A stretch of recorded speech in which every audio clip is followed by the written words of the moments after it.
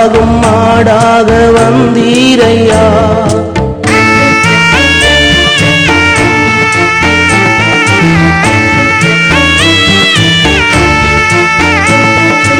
ஆதாமின் பாவங்கள் தீர்த்த நீரே பலியாகும் மாடாக வந்தீரையா. ஏவாளின் மீறுதல் நீக்கிடவே விழாவில் ஈட்டியால் புத்துண்டீரோ. ஏவாளின் மீறுதல் நீக்கிடவே விழாவில் ஈட்டியால் புத்துண்டீரோ. கருணையின் வேண்டி கல்வாரி நாதா பொறுமையின் சிகரமே என் ஏசுராஜா நீ பார்போற்றும் ரோஜா. ஏசுராஜா நீ பார்போற்றும் ரோஜா. கடைசி கால சியோன் சபையின் தலைமை போதகர் சாது ஐயா அவர்கள் தேவனுடைய செய்தியை நமக்கு தந்து இப்பொழுது ஜெபிப்பார்கள். ஆண்டவர் இரட்சகருமாகிய இயேசு கிறிஸ்து நாமத்திற்கு ஸ்தோத்திரம். கடைசி கால சியோன் ஊழியங்கள் மூலமாக சியோன் மலை டிவி நிகழ்ச்சிகளிலே உங்களை சந்திப்பதிலே நான் மகிழ்ச்சி அடைகிறேன். அருமையானவர்களே, ஆண்டவரால் இயேசு கிறிஸ்துடைய கண்கள் எப்போதும் அவருடைய பிள்ளைகள் மேல் நோக்கமாக இருக்கிறது. 34ஆம் சங்கீதம் அதனுடைய 15ஆம் வசனம் சொல்லுகிறது, கர்த்தருடைய கண்கள் நீதிமான்கள் மேல் நோக்கமாக இருக்கிறது, அவருடைய செவிகள் அவருடைய கூப்பிடுவதற்கு திறந்திருக்கிறது. நம்ம நோக்கமாக இருக்கிற தேவன் நமக்காக எப்போது நம்முடைய கூப்பிடுவதற்கு அழுகையின் சத்தத்திற்கு திறந்திருக்கிற செவிகளுடைய தேவன் நம்முடைய ஆண்டவராக இருக்கின்றார். இங்கே சொல்லப்பட்டிருக்கிறது நீதிமான்கள். நீங்கள் நானும் நீதிமானாக இருந்தால், ஆண்டவருக்கு பிரியமான ஒரு ஜீவியம் செய்கிறவர்களாக இருப்போமானால் நிச்சயமாகவே அவருடைய கண்கள் எப்போதுமே நோக்கமாக இருக்கும். நமது கூப்பிடுவதற்கு நம்முடைய அழுகையின் சத்தத்திற்கு அவர் செவிகள் திறந்திருக்கிறது.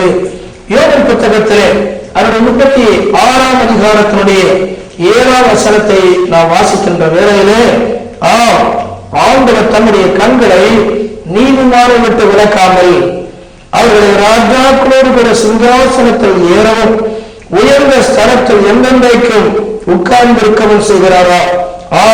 உயர்வுக்கு நேராக நம்மை நிறுத்துவதற்கு அவருடைய கண்கள் எப்போதுமே நோக்கமாக இருக்கிறது. ஒரு தேவனுடைய பிள்ளை நீதிமானாக இருப்பது உண்மையானால் மனிதன் நம்மை உயர்வுக்கு நேராக நடத்துகிறானோ இல்லையோ, உயர்வுக்கான வாசலை தருகிறாரோ இல்லையோ, கர்த்தர் உயர்வுக்கு நேராக நடத்துவார். இன்றைக்கு இந்த செய்தியை கேட்டுக்கொண்டிருக்கிற உங்கள் வாழ்க்கையில நீங்கள் ஒரு நீதிமான், ஆண்டவருக்கு பயப்படுகிறீர்கள், ஆண்டவர் நேசிக்கிறீர்கள், ஒரு உயர்வுக்கு நேரான வழியை ஆண்டவர் உண்டாக்குவார். 33ஆம் சங்கீதத்தினுடைய 18-19 வசனத்தை நாம் வாசிக்கும் போது, ஆண்டவருடைய பிள்ளைகள் நீதிமான்களாக ஜீவிக்கும் போது ஆண்டவர் அவர்களை எல்லா விதமான மரணத்திற்கும் எல்லா பஞ்சங்களுக்கும் விலக்கி காக்கிறார். நமது தேவைகளை சந்திக்கிறவராக மாத்திரமல்ல, நமக்கு விதமான நோய்கள், நோயின் மூலம் வருகிற மரண படுக்கைகள், மரணத்தினால் வருகிற மரண பயங்கள் எல்லாவற்றுக்கும் விலக்கி நம்மை விடுவிப்பதற்கு அவருடைய கண்கள் நோக்கமாக இருக்கின்றது. இந்த அருமையான செய்தியை கேட்கிற நீங்கள் இன்றைக்கு ஏதோ ஒரு பிரச்சனையின் மத்தியிலே, ஒரு தேவையின் மத்தியிலே நீங்கள் கலங்கி போனவர்களாக நீங்கள் நின்று கொண்டிருக்கிறார். அருமையானவர்களே, நம்முடைய ஆண்டவருடைய கண்கள் நோக்கமாக இருக்கிறது என்பதை நீங்கள் அறிவீர்களானால் நீங்கள் ஒரு காலம் கலங்க வேண்டிய அவசியம் இல்லை. அவர் அனைத்து பிரச்சனைகளையும் ஆச்சரியமாக விளக்குவார். உபாகமத்தின் புத்தகம் அதனுடைய 11ஆம் அதிகாரத்தினுடைய அதனுடைய 12ஆம் வசனத்தை நாம் வாசிக்கும் போது, கர்த்தருடைய கண்கள் உண்மையாய் தேவனை தேடுகிற ஒரு தேவனுடைய பிள்ளைகளுடைய காரியங்கள் அனைத்தும் மேலும் ஆண்டவர் எப்போதுமே நோக்கமாக இருக்கிறாரா. ஒரு தேவனாய் கர்த்தர் விசாரிக்கிற தேசம் வருஷத்தின் துவக்கம் முதல் வருடத்தின் முடிவு மட்டும் எப்போதும் கர்த்தருடைய கண்கள் அவைகள் மேல் வைக்கப்பட்டிருக்கும். அதனுடைய பொருள் நம்ம ஒவ்வொரு காரியங்கள் மேலும் அவர் கரிசனையோடு கவனித்துக் கொண்டிருக்கிறார்.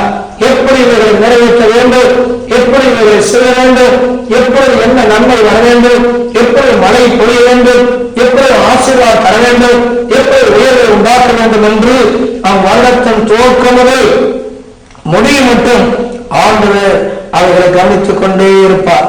அருமையானவர்களே, நாம் ஒரு வாலிப பிள்ளையாக இருக்கலாம், ஒரு முதிர்வர்களாக இருக்கலாம், சிறுமைப்பட்டவர்களாக இருக்கலாம்.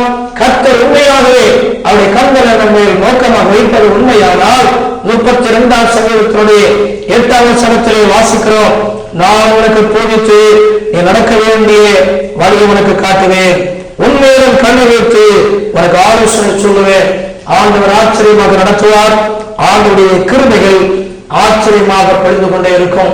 அவருடைய கூப்பிடுதலுக்கு அவருடைய அழுகைக்கு அவருடைய செவிகள் திறந்திருக்கிறது.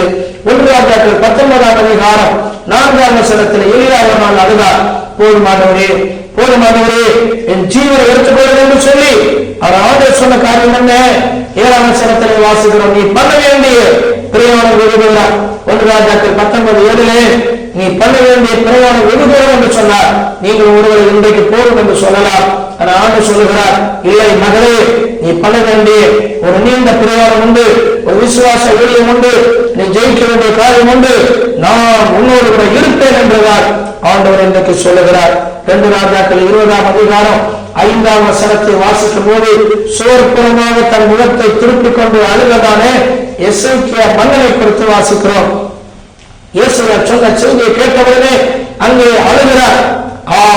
அருமையானவர்களே, ஆண்டவர் சொல்லுகிறார் இயேசுவுக்கு, என்னுடைய தாசனாகிய எசேக்கியாவுடைய கண்ணீரை கண்டு. அருமையானவர்களே, ஒரு தீர்க்கதரிசியை பார்த்து அவர் அளவில்லை, தன் மனைவியை பார்த்து பிள்ளைகளை பார்த்து அளவில்லை, தன்னுடைய ராஜ்யத்தினுடைய மகிமையை பார்த்து அளவில்லை, ஆண்டவரை பார்த்து அழுதார். எத்தனை பேர் மனிதனுக்கு முன்னாக அழுகிறோம், நம்ம கண்ணீரை எல்லாம் கொட்டி போடுகிறோம். இல்லை ஒரு காலம் உன் தாயோ தகப்பனோ கணவனோ மனைவியோ ஊழியக்காரோ அவர்களுக்கு முன்பாக அழாதே, உன்னை ரட்சித்த இயேசுவுக்கு முன்பாக அறை வீட்டை போட்டு நீ அழுவிப்பார். அண்ணாவுடைய அழுகை கேட்டார், ஒரு சாமுவேலை கொடுத்தார். ஆகாரின் அழுகையை ஆண்டவர் கண்டார், ஆகாருக்கு அற்புதம் செய்தார். ஒரு உண்மையான நீதிமான் அழுகையின் படத்தாக கடப்பது உண்மையானால் நீரூற்றை கண்டே தீர வேண்டும். காரணம், ஆண்டவருடைய கண்கள் நோக்கமாக இருக்கிறது. இன்றைக்கு அழுகிற நீங்கள் சந்தோஷப்பட்டு கழிவுறுகிற நாளை ஆண்டவர் வைத்திருக்கிறார். யாக்கோபு அழுதார், என்னை ஆசீர்வதித்தால் ஒழிய உண்மை நான் போகவே என்று சொன்னார். நடந்த காரியம் தெரியுமா? இஸ்ரவேலாக ஆண்டவர் மாற்றினார். இன்றைக்கு அருமையானவர்களே, நம்முடைய அழுகையை ஆண்டவர் காண்கிறார், நம்முடைய கண்ணீரை காண்கிறார், நம்முடைய ஒவ்வொரு பகுதிகளையும் ஆண்டவர் பார்த்துக் கொண்டிருக்கின்றார். கண்ணீரோடு விதைக்கிறவர்கள் கெம்பீரத்தோடு அறுப்பார்கள். 126ஆம் சங்கீதம் 5ஆம் வசனத்திலே நாம் வாசிக்கிறோம், அள்ளித்தூரம் விதையை சுமந்து கொண்டு செல்கிறார், கண்ணீரோடு சுமந்து கொண்டு செல்கிறார். ஆனால் தான் அறுத்த அடிக்கட்டுகளை கம்பீரத்தோடு சுமந்து கொண்டு வரப்பார். இன்றைக்கு ஒரு வாழ்க்கையிலே கடந்து போன காலங்கள் எல்லாம் அழுது கொண்டு வந்தீர்களா? கண்ணீரோடு வந்தீர்களா? உங்களை கம்பீரமாக சுமக்க வைக்க போகிறார். உங்களுக்கு ஒரு பெரிய மாற்றத்தை கொடுக்க போற காரணம் இயேசுவை கவனித்திருக்கிறார். காரணம் இயேசுவை கேட்டிருக்கிறார். அவர் பார்த்து கொண்டானார். ஆண்டவர் அவர்களை கேட்டதுண்டானால் அவர் நிச்சயமாகவே உங்கள் வாழ்க்கையிலே ஒரு அற்புதமாக ஒரு உயர்வு உண்டாக்குவார். யோபு சொன்ன யோபு பக்தனுக்கு கூறப்பட்ட வார்த்தையை போல உயர்வுக்கு நேராக நடத்துவார். மரணத்திற்கு நம்முடைய ஆண்டவர் விளக்குவார். நம்முடைய ஆண்டவராக கர்த்தர் நமது வாழ்க்கையில அற்புதமாக தேசத்தை நம்முடைய ஒவ்வொரு காரியங்களையும் கண்காணிப்பார். அவர் நடத்தி கொண்டிருப்பார். ஒரு நீண்ட பிரயாணத்தை, ஒரு விசுவாச ஒரு ஜீவியத்தை நமக்கு உருவாக்கி நம்மை ஆசீர்வதிப்பார். உங்களுக்காக அற்புதங்களை செய்வார். நாம் ஜெபிப்போம். எங்கள் எல்லாம் பரலோகத்தின் பிதாவே, எங்களை நீ நோக்கமாக இருக்கிற தேவன், எங்களுக்கு கண்ணீரெல்லாம் காண்கிற தேவன். ஆண்டவரே, இன்றைக்கு உங்களுடைய பிள்ளைகள் செய்தியை கேட்டுக்கொண்டிருக்கும் போது இவர்கள் நோக்கமாக இருக்கிறீர்கள் என்ற ஒரு வார்த்தையை சொல்லும். ஆண்டவரே, இவருடைய ஜனங்களெல்லாம் கேட்கிறேன் என்று சொல்லும். அப்பா, இன்றைக்கு ஒரு உயர்வுக்கு நேராக நடத்த மாட்டீரா?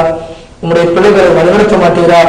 கண்களை நோக்கமாக வைத்திருக்கிற தேவனே, அவருடைய எல்லா பிரச்சனைகளையும் நீக்க மாட்டீரா? பஞ்சங்களுக்கும் அழிவுக்கும் நாசங்களுக்கும் வியாதிக்கும் விளக்க மாட்டீரா? இன்றைக்கு கண்ணீரத்தோடு நாங்கள் மனிதனை பார்த்து அழப்போவதில்லை, எங்கள் மேல் நோக்கமாக இருக்கிற இயேசுவை பார்த்து எங்கள் கண்ணீரை கொட்டப்படுகிறோம், ஜெபிக்கப்படுகிறோம். நீரங்கள் நோக்கமாயிருந்து எங்களுக்கு ஒரு அற்புதத்தை செய்யும். இந்த செய்தியை கேட்டு ஜபத்தில் கலந்து கொண்ட ஒவ்வொருடைய வாழ்க்கையிலும் இப்பொழுதே ஒரு மாற்றம் உண்டாவதாக, இப்பொழுதே ஒரு நம்பிக்கை பிறப்பதாக, இப்பொழுதே ஒரு ஆசீர்வாதம் தங்குவதாக. நீர் நம்முடைய கல்வியை துடைத்து நீர் ஆசீர்வதியும். சாட்சியாக நிறுத்தப்படுவதற்கு நன்றி. இயேசு நாமத்தில் பிதாவே, ஆமென்.